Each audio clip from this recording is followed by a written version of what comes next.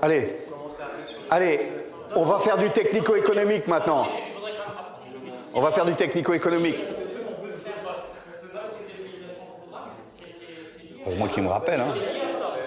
Bon, on va passer à la suivante. On passe à la suivante et après, c'est fini.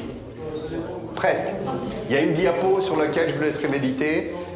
Moi, justement, on a fait un petit boulot à une époque pour se dire, parce que vous savez, quand on a l'Institut de l'élevage, t'es dans quel service, environnement, font, putain, il y a des gars comme toi qui bossent là-dessus. Vous travaillez sur les chauves-souris, mais n'importe quoi, les collègues. Hein.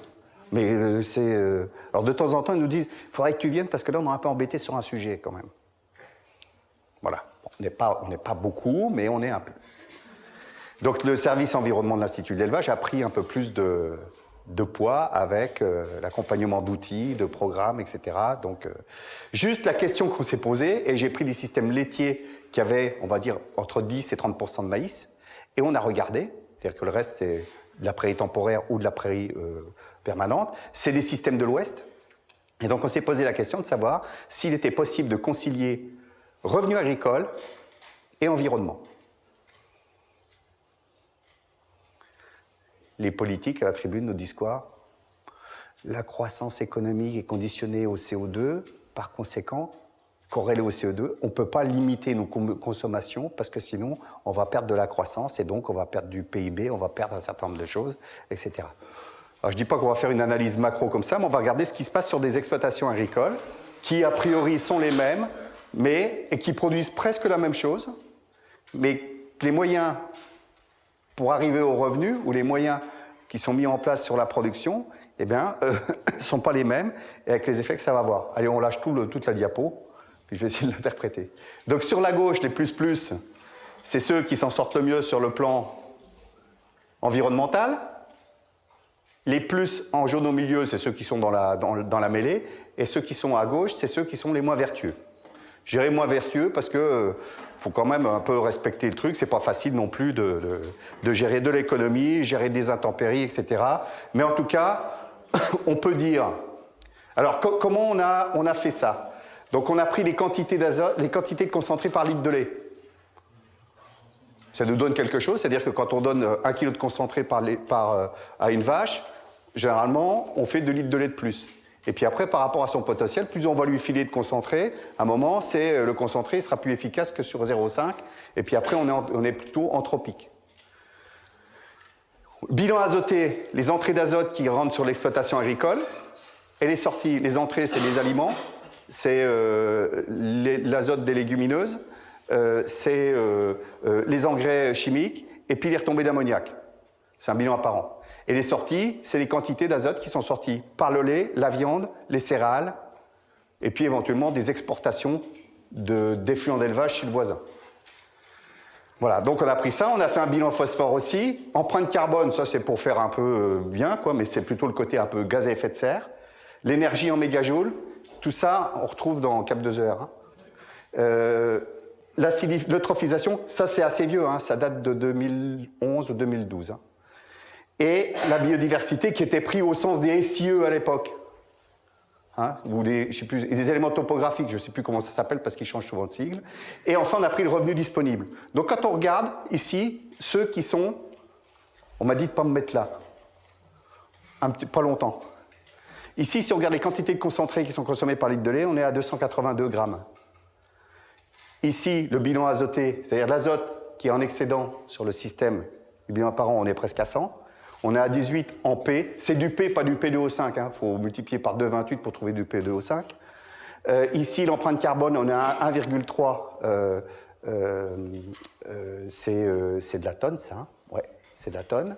Ici, l'énergie, en fait, en mégajoules pour millilitre, on est à 3000 et des brouettes. Et ici, sur eutrophisation, c'est le chiffre qui est important. Hein. C'est pas le chiffre qui est important, c'est plutôt le delta qui existe entre systèmes. Le système qui est un peu intermédiaire, en fait, on se retrouve avec... ça suit bien, en fait, les intrants. Donc, on est à 2,22. Et en fait, le vertueux, lui, en fait, qu'est-ce qu'il fait? Pour une réponse laitière à 7700 litres, l'autre, il est à 7000 litres, mais on va dire qu'ils sont à peu près tous dans la mêlée, Il y en a un qui produit quand même 500 litres ou 600 litres de moins pour des utilisations d'intrants qui sont beaucoup plus importantes. Donc après, il faudrait affiner ce qui se passe derrière ces systèmes-là. Hein. C'est peut-être des fourrages de qualité dégueulasse, des rations de base qui sont trop basses, mais qui compensent avec du concentré. En tout cas, on n'a pas été exploré jusque-là. Et en fait, donc le concentré, c'est celui qui est le plus vertueux. Sur le côté bilan azote, hors fixation, on est à 48, alors qu'on était au double. Et quand on est sur le phosphore sur l'eutrophisation, c'est la perte de terre dans la rivière. Hein. Le phosphore, il ne percole pas, lui. Hein. Et enfin, biodiversité, on va laisser tomber parce que c'était un truc à l'époque, SIE, c'est pas terrible. Et donc, quand on compare ça aux revenus par UMO, on a parlé des UMO tout à l'heure, des unités de main-d'œuvre, eh bien, en fait, on est à 35 000 euros contre 15 000 euros pour le moins vertueux. C'est des chiffres qui datent un peu, ils sont de 2013 ou 2014, ceux-là, actualisés. Voilà. Donc, en fait, pour conclure, je crois qu'il y en a derrière. Il n'y a rien derrière. En tout cas, pour conclure sur le côté un peu concilier environnement, c'est-à-dire chaque fois qu'on va mettre 1 euro dans le système, il faut que cet euro-là, il ait une efficacité. Et dès qu'on devient trop anthropique, qu'on surfertilise, qu'on veut projeter une lactation à 10 000 litres avec une vache qui va pouvoir en faire que 8 000, qu'on va faire un certain nombre de petites erreurs de pilotage comme ça va coûter cher à la fin. Et en fait, chaque intrant dépensé non efficace, c'est chaque fois quelques euros qui disparaissent du revenu agricole et aussi du porte-monnaie de l'éleveur. Voilà. Et juste pour terminer sur le côté herbivore et prairie, moi je trouve que la prairie, elle a toutes les vertus pour, en tout cas, faudrait pas la perdre de vue, au moins les 8 millions d'hectares qui restent, peut-être qu'il faudrait remonter un peu plus, peut-être l'aider à remonter pour qu'elle soit un peu le système ou le système, on va dire, de base des systèmes herbivores, et elle a plein de vertus. Et je vous les laisse lire parce que vous avez peut-être essayé de m'entendre.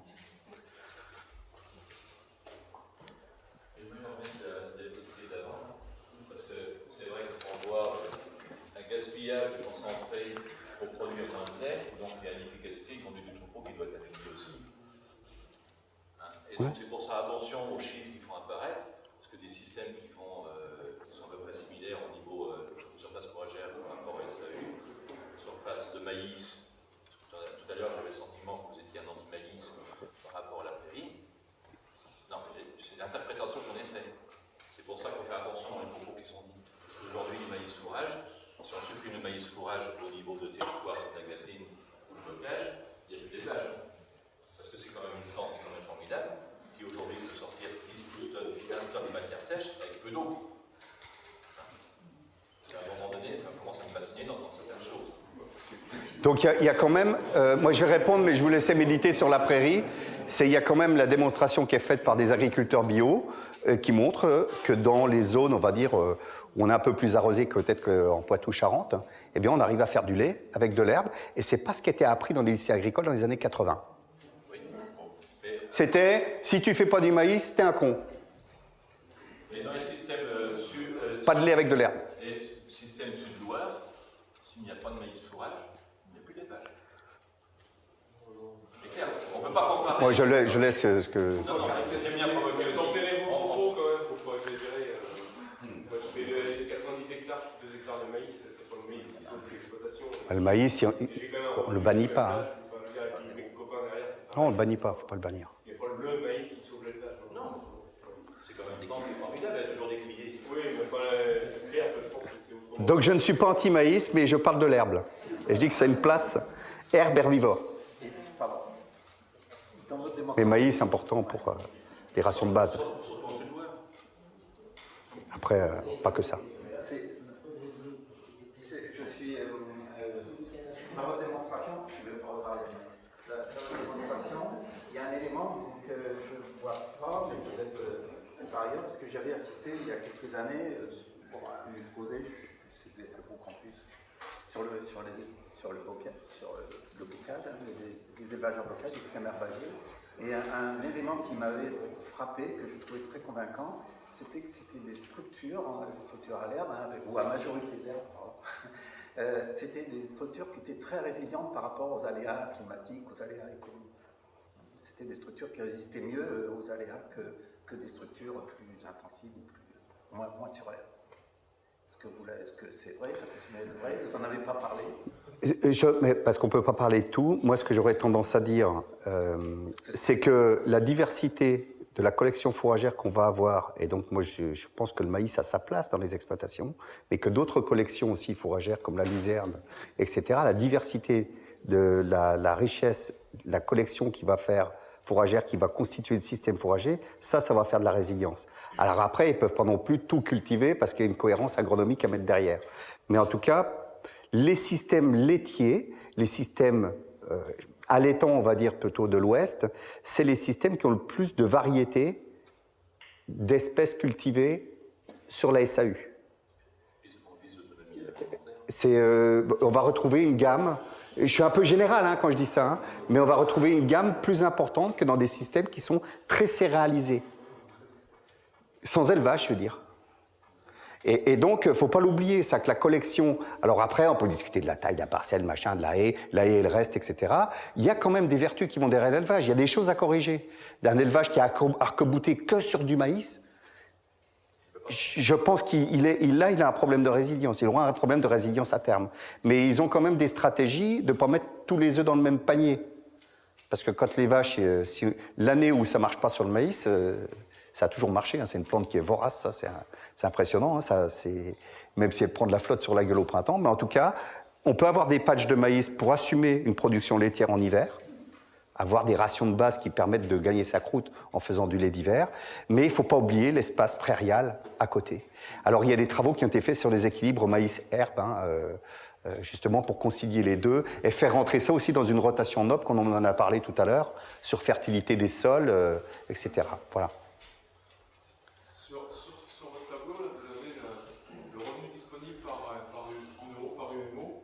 Est-ce qu'il y a des différences de taille de structure? C'est-à-dire que est-ce que la productivité du travail est la même entre les plus et le moins? Si on a 60 vaches par UMO dans le plus, on a que 30 par UMO dans le moins. Dans ces systèmes-là, on est à peu près dans les mêmes gammes. On est dans les mêmes gammes. Je veux dire que ça va jouer entre 80 et 120. C'est un groupe assez homogène. Hein. Même 80-120, vous allez me dire, le pas est important.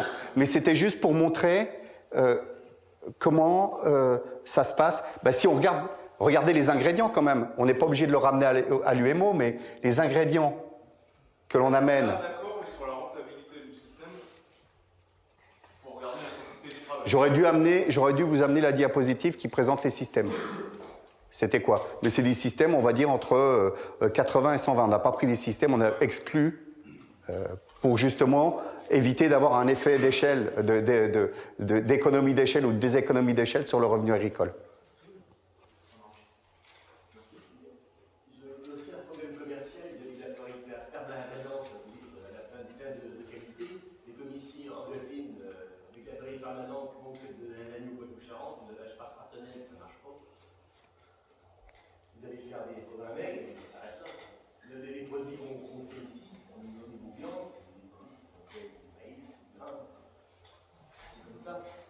C'est comme ça. C'est que ça ne marche plus, quoi. Moi, ce que je dis, enfin, ce que je vous dis, je n'ai pas de leçon à donner, mais c'est pas tout l'un ou tout l'autre. Il y a un moment, le système, il va trouver un équilibre et on va trouver de la sécurité fourragère en ayant une combinaison aussi, et même avec la prairie permanente, qui à un moment, on dit, elle ne crache pas trop. Ma luzerne ne crache plus, je vais faire que de la luzerne. À un moment, la prairie permanente, elle produit de l'herbe quand même. Hein. Au printemps, elle produit de l'herbe. Alors, il y a des trous d'été. Il y a des trous d'été. Oui, mais après, on peut dire pourquoi il ne pleut pas au printemps aussi. Hein. Le fait d'avoir mis du maïs, ça a permis de mettre du carbone dans l'air et de faire du changement climatique. Hein, si vous voulez. Hein. Sinon, on peut tourner en boucle. Hein, là. Bon, oui, mais voilà. Donc, c'est attention à pas tout. La collection fourragère, la diversité fait une robustesse.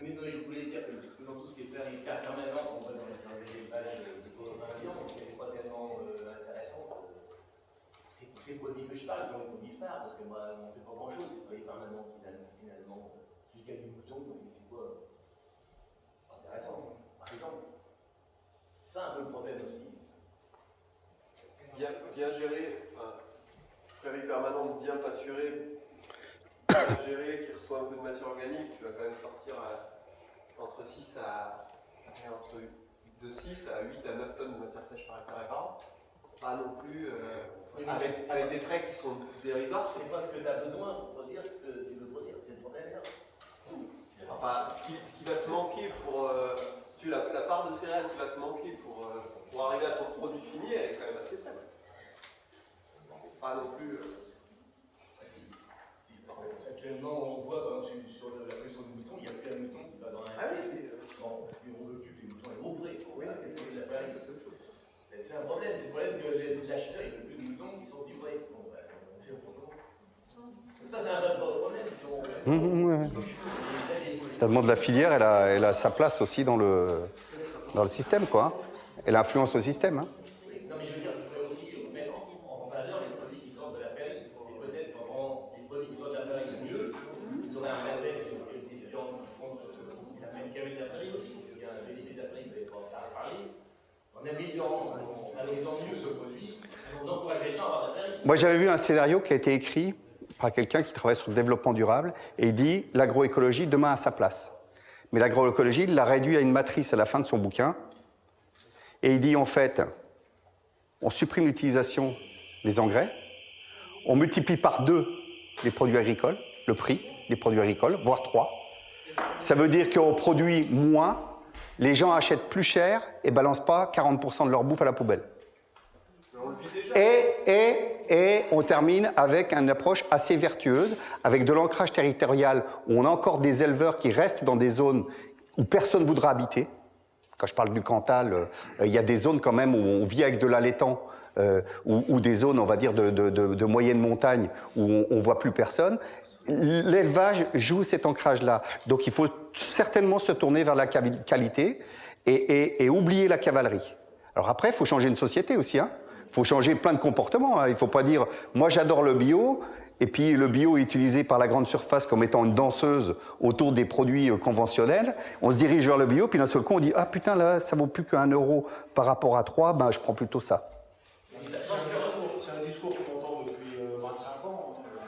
Non mais le bio commence à marcher quand même, il commence à être amorcé, mais il faut qu'il soit protégé et pas qu'il vende à des tarifs, comme vous l'évoquiez tout à l'heure. Hein.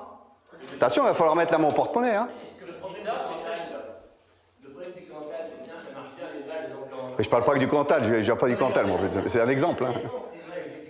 Et qu'est-ce qu'ils font? Ils vendent du Cantal, ils produisent pas de la viande, ils produisent des boutards qui sont engraissés ailleurs avec des céréales et du maïs. Ça, c'est une belle méconnaissance, c'est une jolie méconnaissance du système allaitant. C'est vraiment une jolie méconnaissance. Vous êtes éleveur allaitant? Oui. Vous vendez des vaches de réforme? 60% des systèmes broutards, la viande qui est vendue, c'est de la viande finie ou semi-finie de vaches de réforme. Mais si. Entre 50 et 60%, je vous le dis. Sur les productions brutes de viande vive, ils en font autant que les charolais. Un broutard, ça fera toujours à 9 mois 310 kilos. Si vous arrivez à lui faire 400 kilos, vous nous faites venir, parce que là, il y a un truc. Hein, il y a une salle de bodybuilding dans l'atelier. Ou... En tout cas, l'allaitante, c'est ça. Hein. Il n'y a pas que le Cantal, il y a le charolais, on peut parler du charolais. En tout cas, le Cantal, c'est un bel exercice. Hein. Voilà. Débat maintenant ouvert. Discutez entre vous. Je voulais savoir par rapport au Regra italien, est-ce qu'on le considère comme une prairie ou pas? Parce que je pense qu'il est problématique de beaucoup de ces mots qu'on a eu tout à l'heure en termes de pollution en azote, la fragilité des sols, et du coup, en fait, moi le maïs, j'en fais, mais je trouve que le maïs, il est très économe quand il est placé derrière une prairie de 4 ans ou de plus.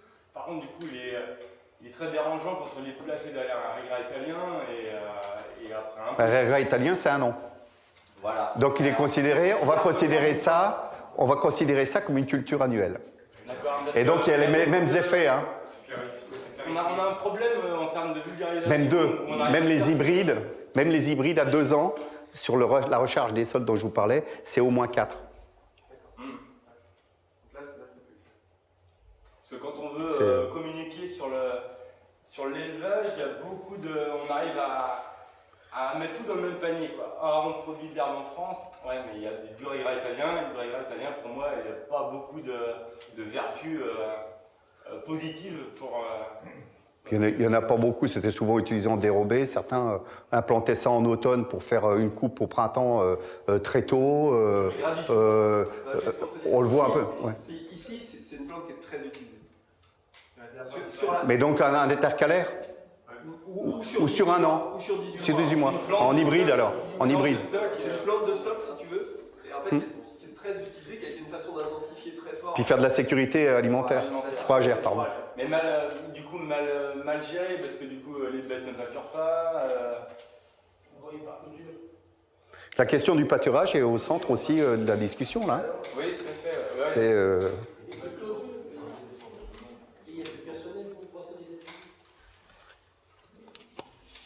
Allez-y, hein. C'est... L'agriculteur derrière moi a posé plusieurs questions tout à l'heure à laquelle on n'a pas répondu. Je suis d'accord quand j'entends il ne faut pas généraliser. Après, je pense qu'il n'est pas non plus possible de dire que les Français n'aiment pas les agriculteurs. Par contre, ils sont conscients des pièges dans lesquels se trouve une bonne partie des agriculteurs. Ils voudraient bien qu'ils s'en sortent. Qu'ils aient les moyens pour la conversion, pour aller vers une meilleure production, une production de qualité. De toute façon, vraiment, de préférence sans des aides qui viennent des champs. Nickel. Oh, nickel. Faut pas que j'oublie ma clé. Hein. Et donc, je pense qu'une solution, c'est quand même le changement du rapport entre le consommateur et l'agriculteur et tout ce qui est en train de se faire lentement, mais avec un engouement fort vers des contacts, des relations à courte distance. Quand on connaît le producteur, on a forcément une autre relation avec lui. Ah, mais la dernière diapo. L'agriculteur peut aussi faire des économies en termes d'intermédiaires qui disparaissent. Comment vous répondez à une urbanisation de plus en plus massive depuis l'urbanisation française, une désertification des zones rurales, et donc comment peut-on mettre aujourd'hui en rapport les circuits courts de proximité? Alors, quand on dit circuits courts, c'est pas les producteurs, les consommateurs. On va parler uniquement des agriculteurs. On va pas faire ici aux agriculteurs, vous voyez, c'est un ailleurs, ou à Bordeaux, sinon on va parler qu'un peu.